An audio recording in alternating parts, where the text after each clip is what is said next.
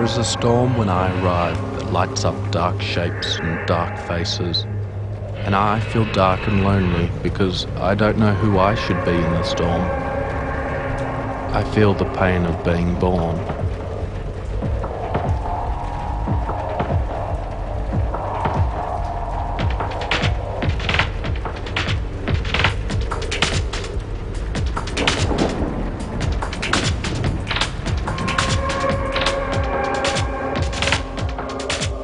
I see faces and feces that I haven't seen before, except when I was 10. Everything happened when I was 10.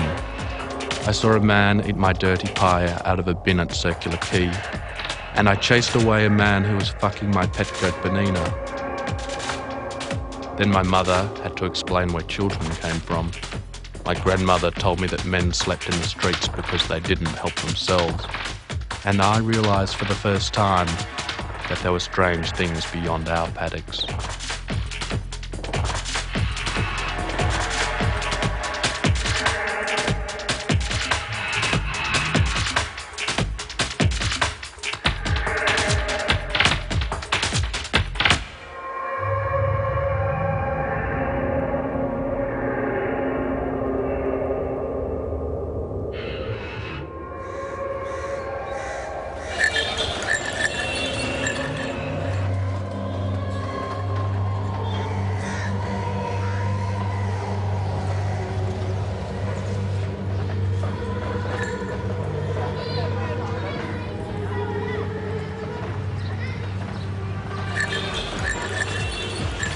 I remember as much as I can about when I was 10, as he pulls me through the streets of Calcutta.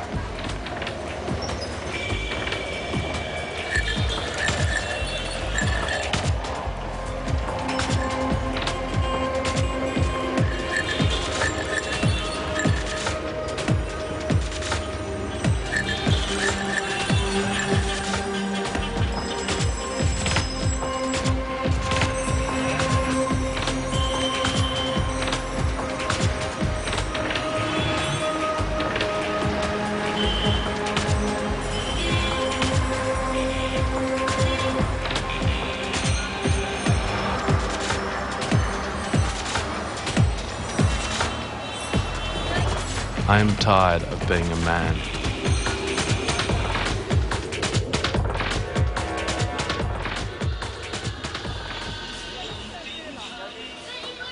I'm tired of my feet, my skinny arms, my hair, my shadow.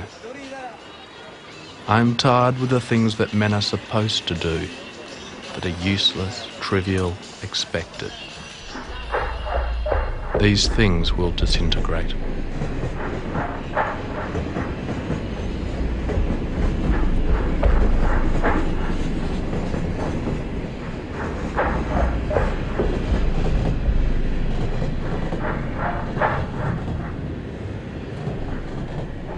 Then I need to be on a mountain where I can see things clearly and just be me. In the distance, Kachinjunga, Sikkim, northeast India.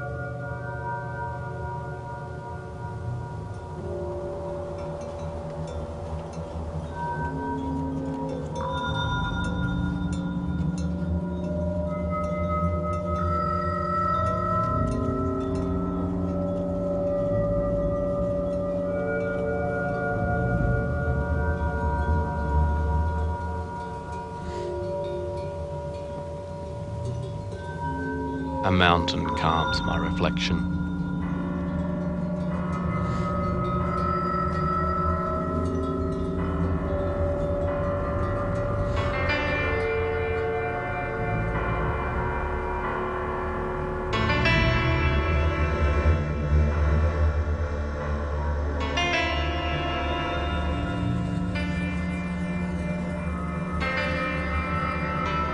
I cry in the dark under a mountain so that nobody sees.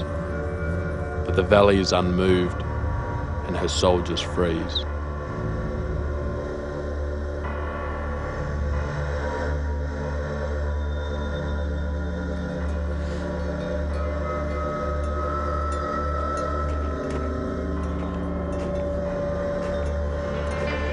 yak has a greater acceptance of life than me. The Sherpas who walk on by and refuse to join me and avert their eyes understand, like the yak, that the mist does not claim to obscure understanding.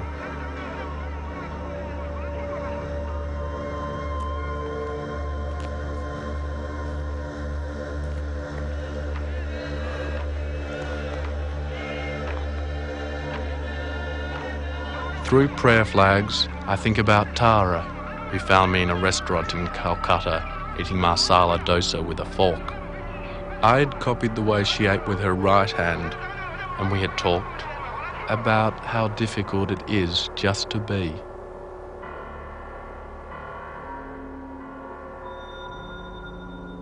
She told me about her life in Varanasi, where she works with beggars with leprosy, and how leprosy doesn't make your limbs drop off. It destroys your ability to feel.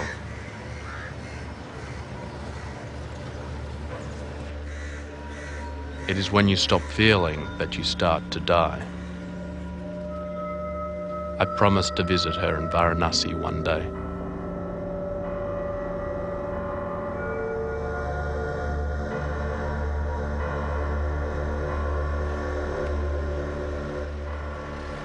A haggard old lady gives a rupee to a gentleman, and I leave India.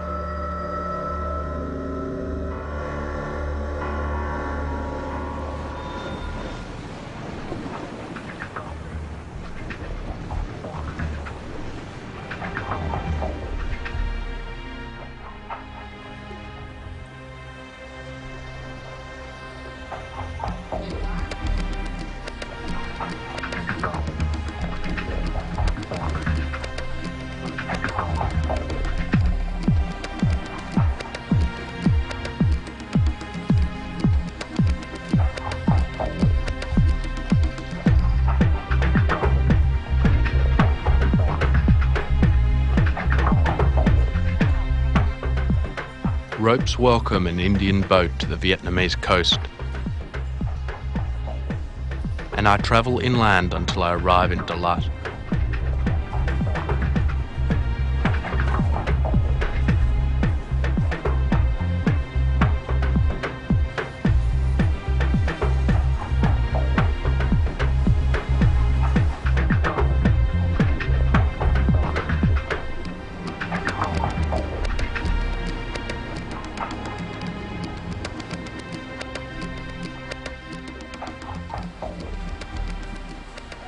I walk around with legs, with eyes, and my holy head, thinking in the street, until I meet a man at a pagoda who comes out to share his holiness with me.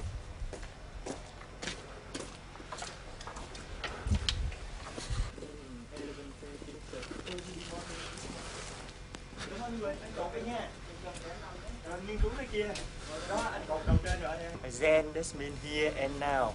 I am a monk, a Zen monk, so I pen and I say called Zen. Do you know Zen everywhere, everything? Zen clouds, Zen mountain, Zen river, Zen camera now. Now, dùng chữ thời gian. I pen and I write a poetry, painting and poetry together. Zen poetry, Zen painting. What is Zen? Zen painting, set free all human sorrow. Sit here and you make film. Do you know BBC, they come here 2 times. BBC come here 2 times, they like make film and they say, what is Zen? I say Zen, wordless conversation. Wordless conversation. Yeah, wordless conversation here. This means Zen, peaceful. Zen, no work. Because when you enter meditation, you get peace in your mind, so Zen no work. And Zen, this living in Zen, here and now. How beautiful this very moment is. And this is where you live? I live here and now. And how have you managed that? Do you know here and now you practice? You practice. You don't. You cannot make an. You practice when your mind is peaceful. You look the flower. You know you are looking flower. you carry the iron, you know you carry the iron, you don't think nothing. Yes, and you look the painting, you know you are looking the painting. That's here and now. Oh, oh, very interesting. Very interesting.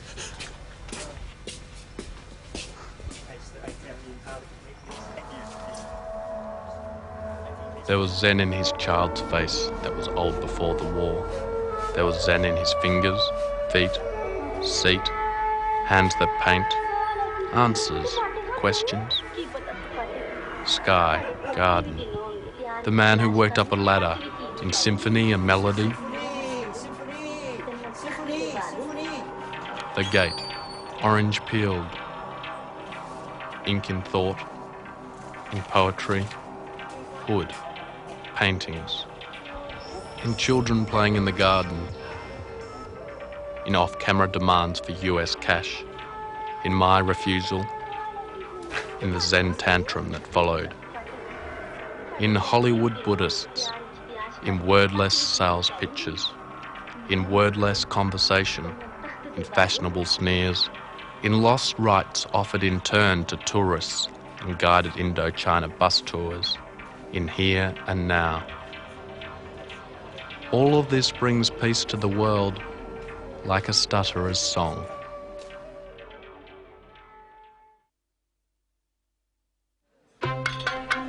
When I was 13, stuff came out the end of my erect penis for the first time.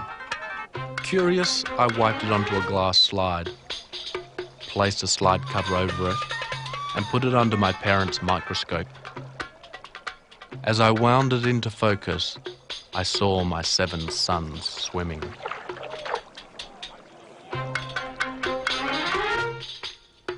I saw trapped things grappling in the sun, who knew what it meant to be alive.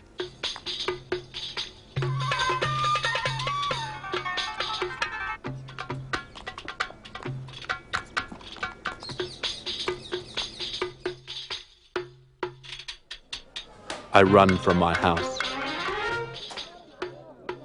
looking carefully, and fly through the night to Beijing.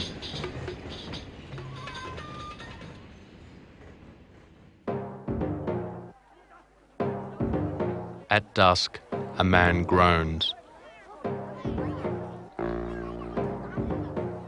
Pre-dusk, Tiananmen Square. There are square brown communists in the dark, chattering, without memory of massacres or martial rule. Out of communist cracks, a member of the People's Liberation Army, greenly carrying their story, comes to me from 1989. They riot. A student's revolution is illegal. Anarchism is rampant. They occupy by force. Rebel student leaders. Martial law was imposed. But students threw rocks, took guns, kitchen knives, threw Molotov cocktails, burning the men inside. The student killed, disemboweled. Beijing burns. We march forward. Students surrender unharmed, and we clean up the square. Tiananmen Square returns to the embrace of the people. The counter-revolutionary rebellion was quelled at one blow.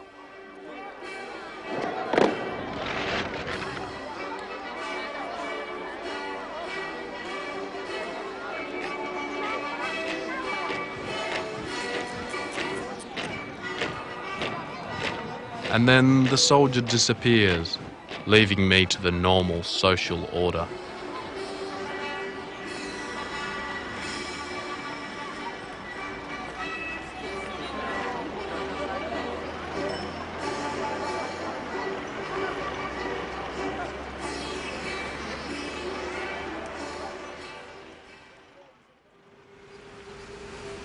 I follow with order the freeways that are built upon the rubble of the Great Wall.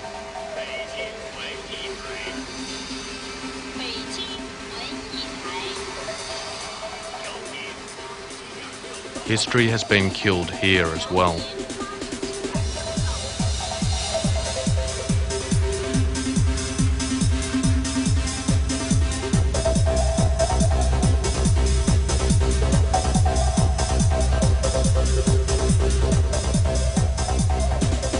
When I was 19, my grandfather died suddenly.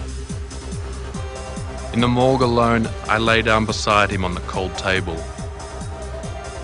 His skin was dark and grey, and my white heart beat quickly. I asked him about his mother who died giving birth to him. I asked him why he was raised on his uncle's property, and why the shames should be so great that he never told me that his mother was an Aboriginal woman.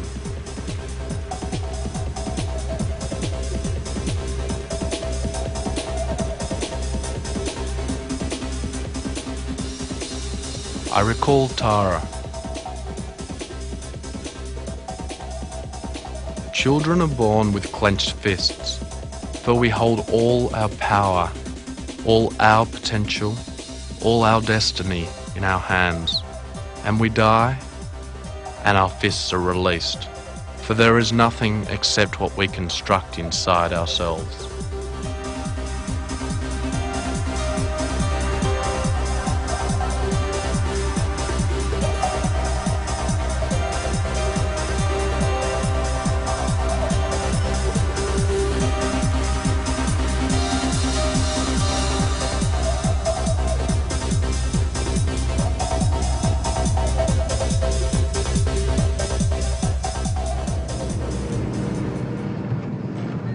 I travel in a truck with two women through Dragon Paw Hills to southern China's Lugo Lake to find an isolated matriarchal society.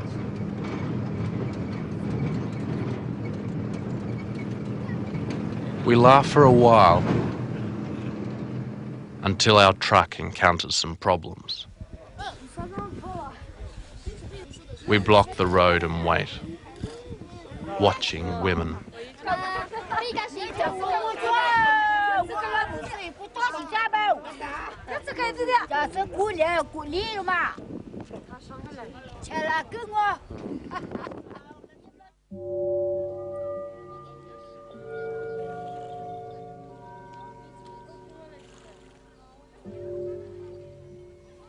Finally, we arrive at Lugo Lake. I wash old blood from my hands. Muso women at the foot of Mother Mountain play Chinese whispers with us, and I listen. 我就是生下来了，我的就是前面就是姐姐一个不在，姐姐一个不在了就我们就是意思话称哈嘛，就是我嘛就是不会打头的意思了嘛，就是生下来2天就是称好了是只有路径，只有路径就是喊路径，哪口路径。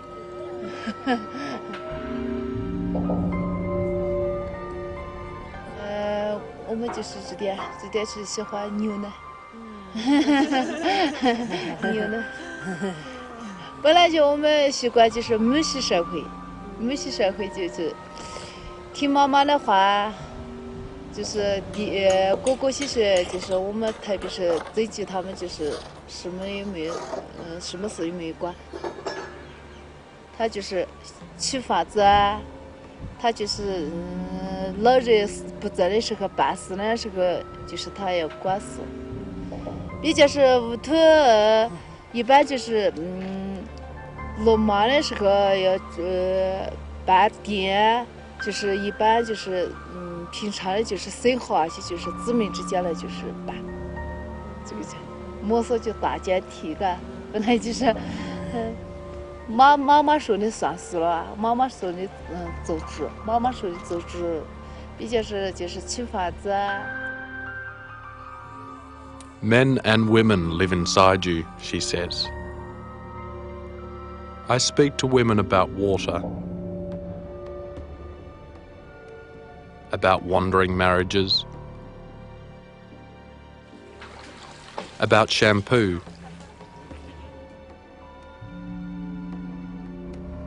about what men should do. 如果说这个还是伤，有特别的意思吗？这个是以前是就是有个出水道，这底下是啥子名字说有家说，有家那就是有个182发牛去，是他是天天中午没有带起去了吗？他就是天天中午嘛，就是吃一条鱼说，条鱼嘛，今天吃凭他一刀吃了过后，明天到时这时候的时候，他就是自不然的也好了说。那个娃儿是就是鱼这个吃住了是，它自不然的就是有那个它自然的有点好看，人家看起都有点自然的有一点感觉。那么一起说就是怪这个娃儿中午没有带起去，为什么中午没有带起去？给他问下，你为什么中午没有带起去？我是天天有吃鱼的，没有带起去。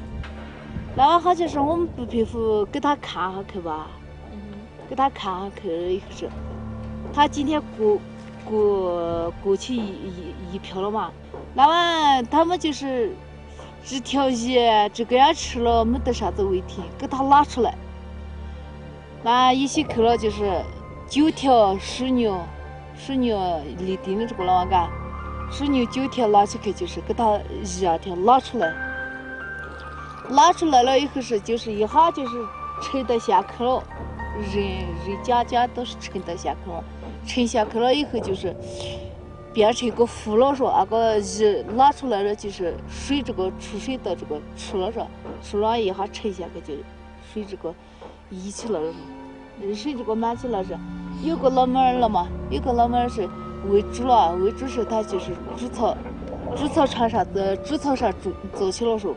喂猪的猪草上走起嘛，有块片片啊，片片这个上摇了，只是那个就是妈妈说，那个妈妈就是人摸索嘛，就是一下，那个摸索的就是种子嘛一下断了说，断了嘛就是只是那个老妹儿，那个老妹儿就是现在要发展了，就是摸索就这个上发展出来说，以前。Under the shadow of none, a pound of she-meat heaves, to show he to her.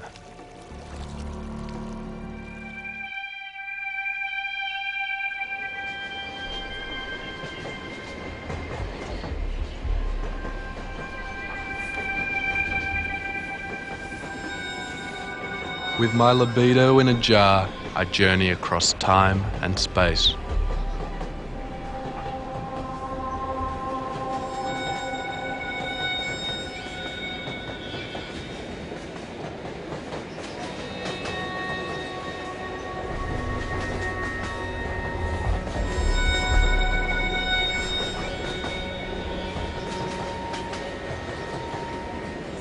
And I think about our mothers' stories.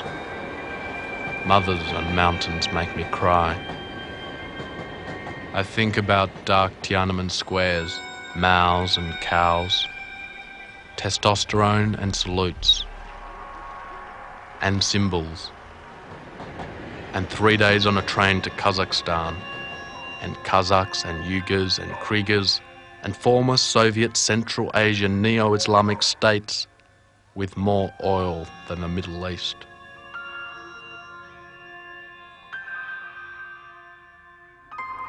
I hitchhike across the steppe to Almaty in strange men's cars.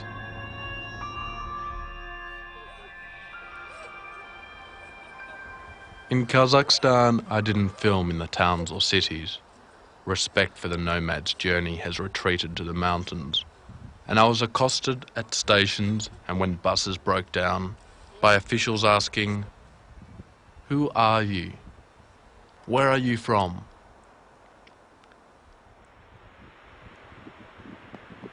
I walked to the top of a mountain in Kazakhstan, thinking about questions. People ask me where I am from, and I have to converse with broken things, with rotten things picked clean, with rivers drowned before I was born.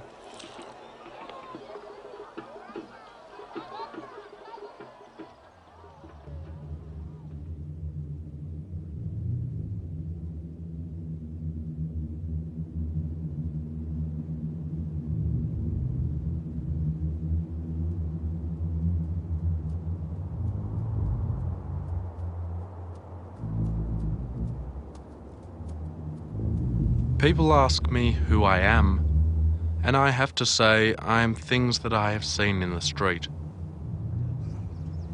Things that I have felt, and people who I've met who say something interesting. A collection of dominoes fallen upon each other, each affected by the one before.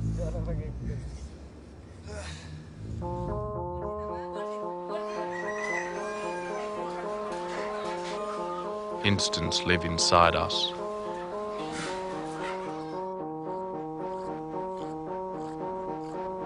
Like a shot of lazy milk symphony.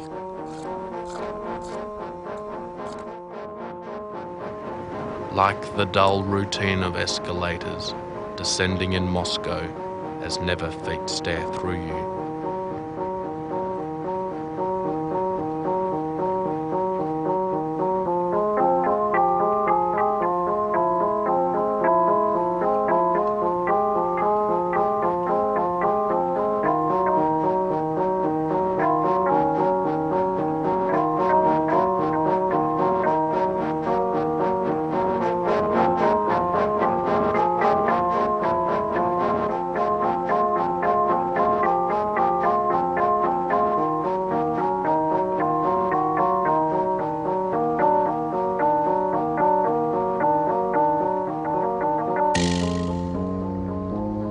I travel south to Turkey.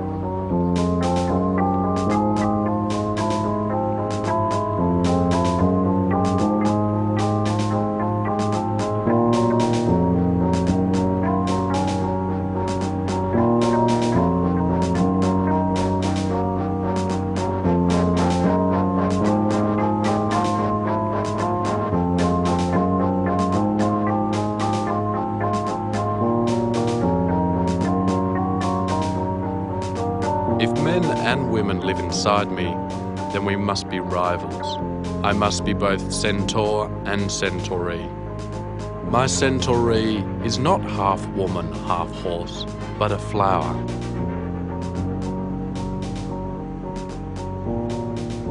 She cures torn flesh and old wounds.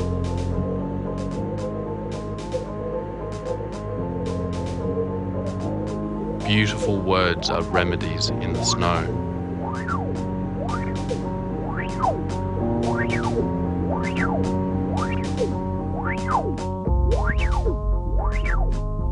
Here we are now, he says, to imagined land.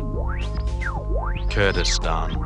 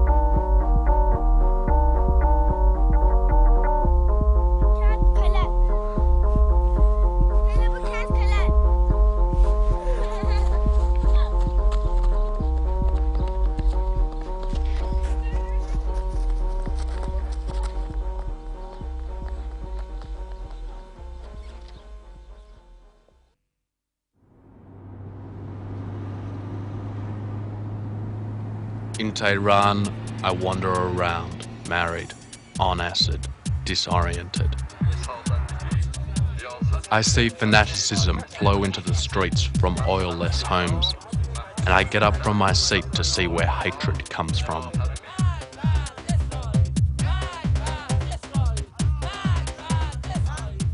This is a critical moment for the devil who visited me in my hotel bed last night. He dragged me from my sheets by my throat, and I went with him into the night, flying, lurking, and entering the thoughts of others to wrench out their hearts.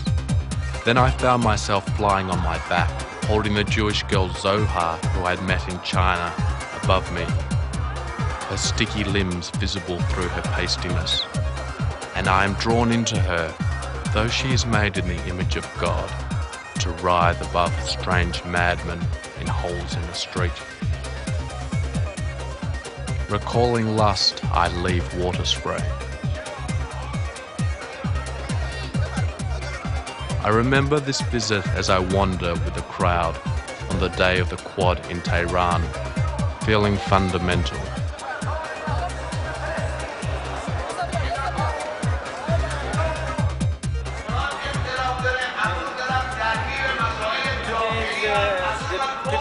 Demonstration against Israel.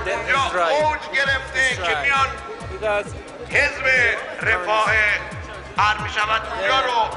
Khomeini's time, he said the last week of the Ramazan month, it should be demonstrating all the world against Israel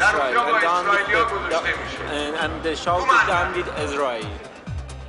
In the paranoid street, I meet a man called Brian, whose family fled Iran with the last Shah, but now is trapped without a passport of human rights in Tehran.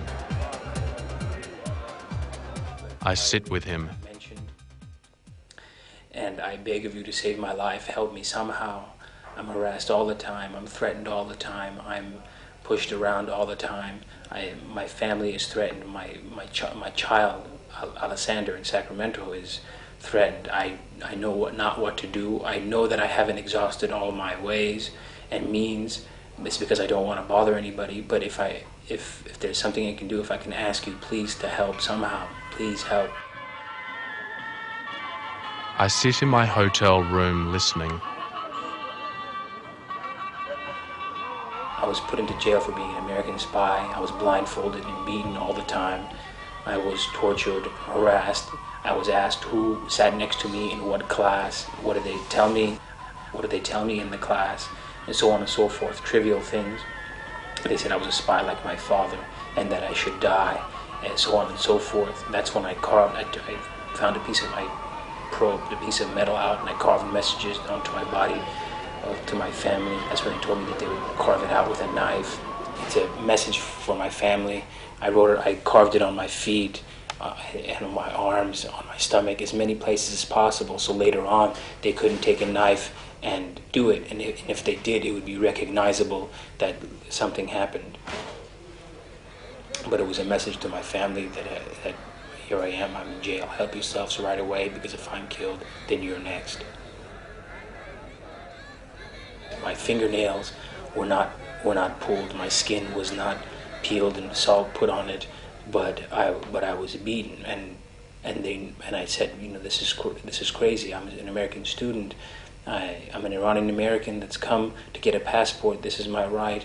You have no right to beat me, and so on and so forth. So he writes in case you find his flesh.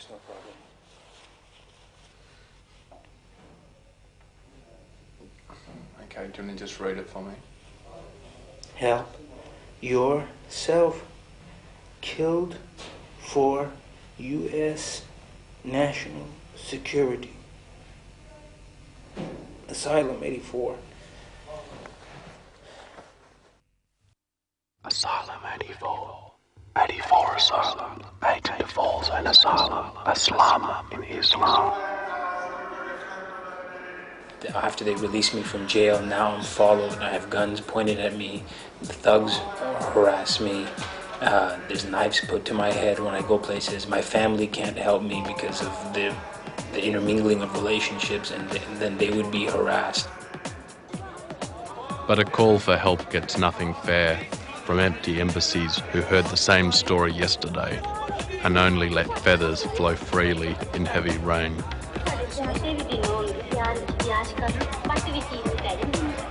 Brian says Terence, though this is not my real name. This is stupid stuff.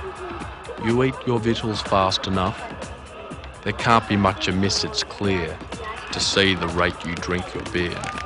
But the cow, the old cow, she is dead. She sleeps well, the horned head. We young men, it's our turn now to hear the tunes that killed the cow. Scott, he says, look into the pot to see the world as the world is not.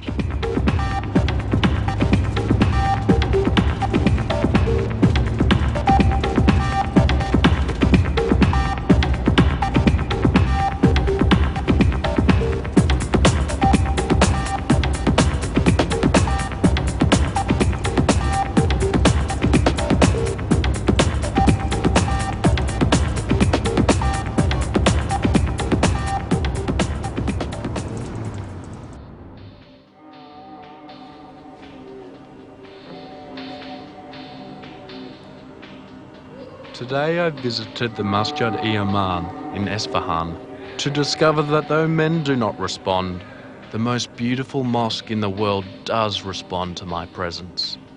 The tap of my foot on a stone directly beneath the pinnacle of a dome returns me 7 echoes for my one gesture. I stamp angrily and 7 men sing. I interrupt prayers.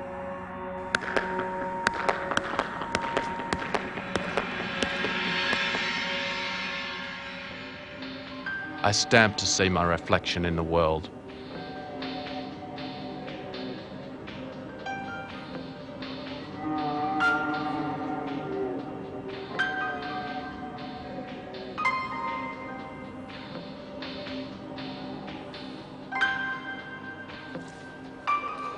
I read in today's Tehran Times about a German man who had been sentenced to death for adultery with a married Iranian woman. I respond by accepting the sexual invitation of a local man inside a luggage room whose barred windows look beyond the Ayatollah Khomeini's portrait.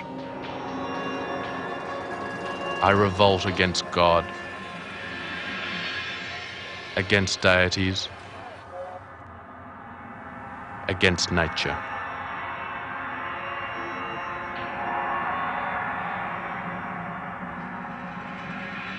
I watch men smoke the hubble bubble and drink tea. I leave again.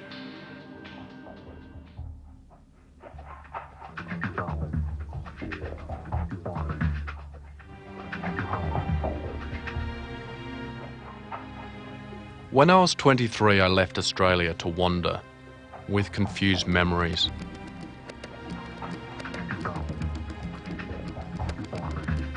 A year has gone.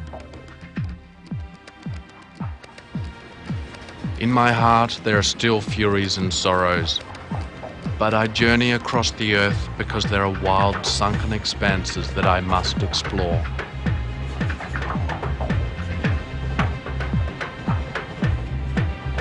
So I intrude intimately into the lives of soap powder smugglers looking for stability in the desert.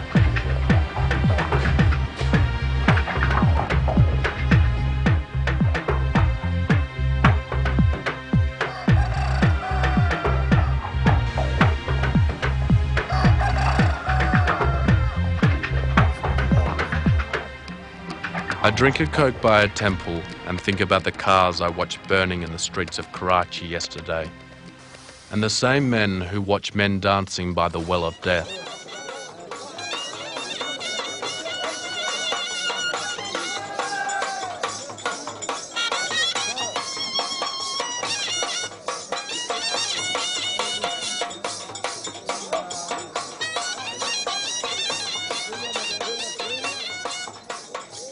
I look for love in fish tanks, eat goat testicles for dinner and sleep. I speak to the dead in disguise about women's clothes, about robes, about fish, about mothers, about what it is like to fly through the night as Karachi tribes scrape down the smutty floors of their boats. About how nice it must be to kill a dolphin with a blow to the ear. About curious smiles and old wounds. About the cricket and football. About sleeping in the street, leaving. About waiting to die. And having spoken of these things, we speak about what it means to be a man. And the dead answer simply,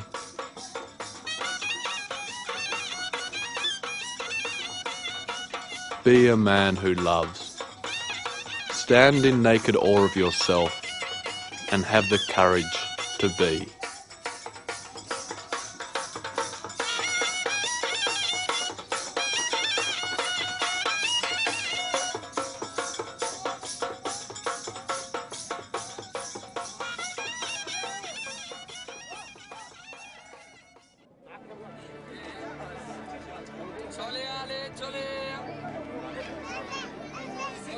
A strange train returns me to India.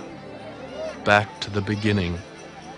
10,000 kilometers to learn what home feels like.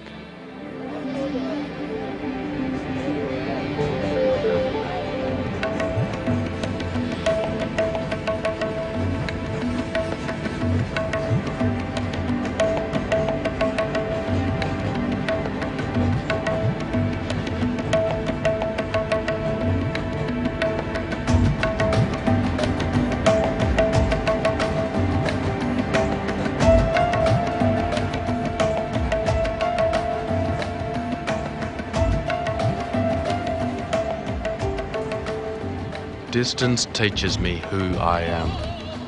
Distance whispers, echoes. When I first arrived in Calcutta, I could not make sense of senseless things, but I recognize them now.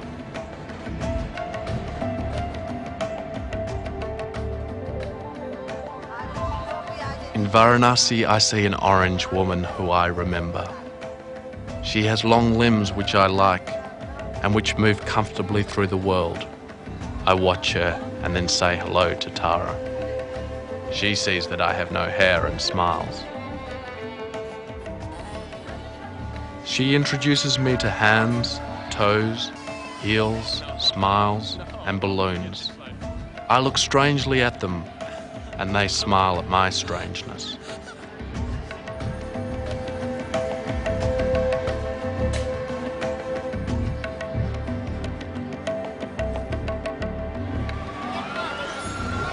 Yes, the people, they threw him out of his village. They, as soon as they saw that he has leprosy, they told him that he has to leave. And then he went to a hospital to try to search some help, but then he came here. He ended up on this long time ago. He was, when leprosy started, he was only 12 or 14 years old.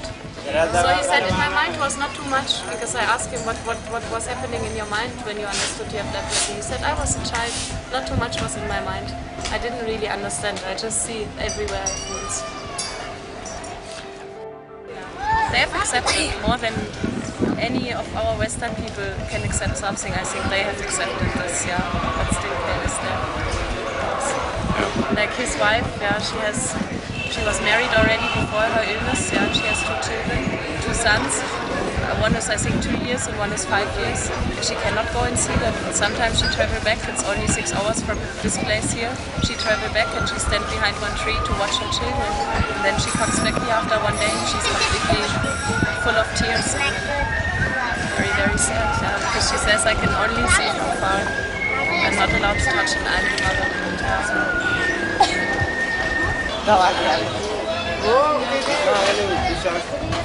आनंद है ये एक रंगीन TV He says, well, life already give me everything. I have one baby, I have my family here. He means the other beggars and his new wife with us. Yeah. He says, actually, I'm very happy. Because I asked him, what do you need to be really happy? Is there anything that the life would give you to make you be happy? He says, I have everything. One thing, one TV. I would really like to have one big TV.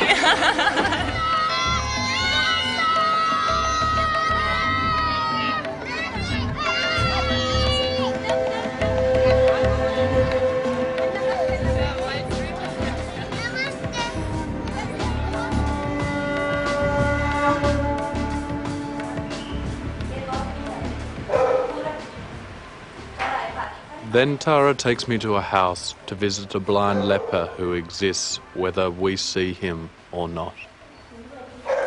You can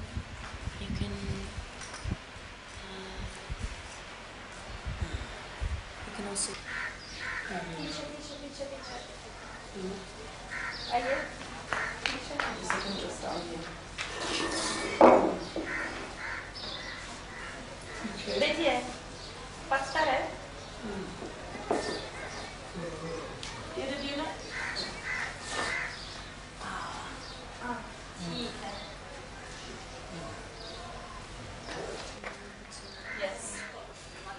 He coughs and a maggot leaves his sinus.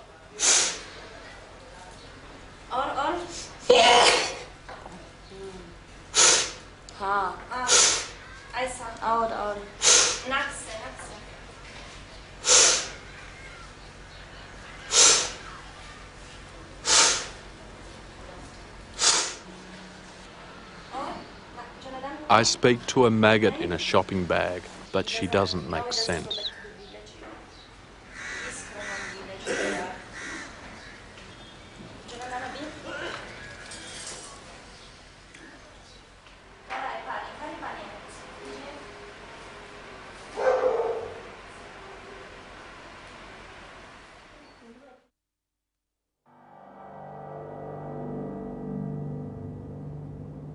Why doesn't he die?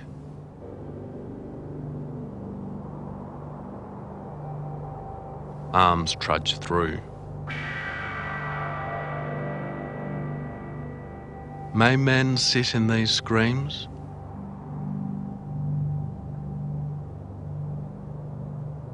I shake like blue as never feet stare through me.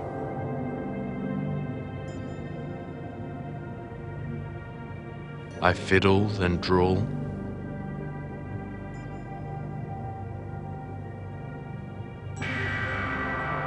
Eat beauty, smear dreams.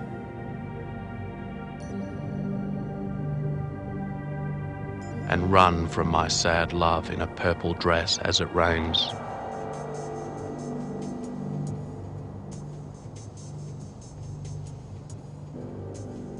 I cannot change the way it rains.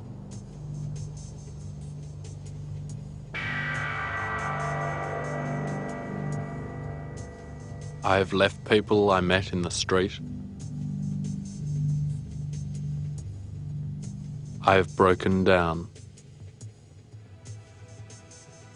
This is part of my journey.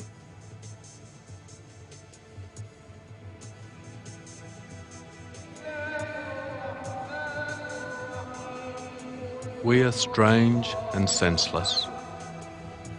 I have travelled to make sense of things, but ultimately there are things that must remain senseless.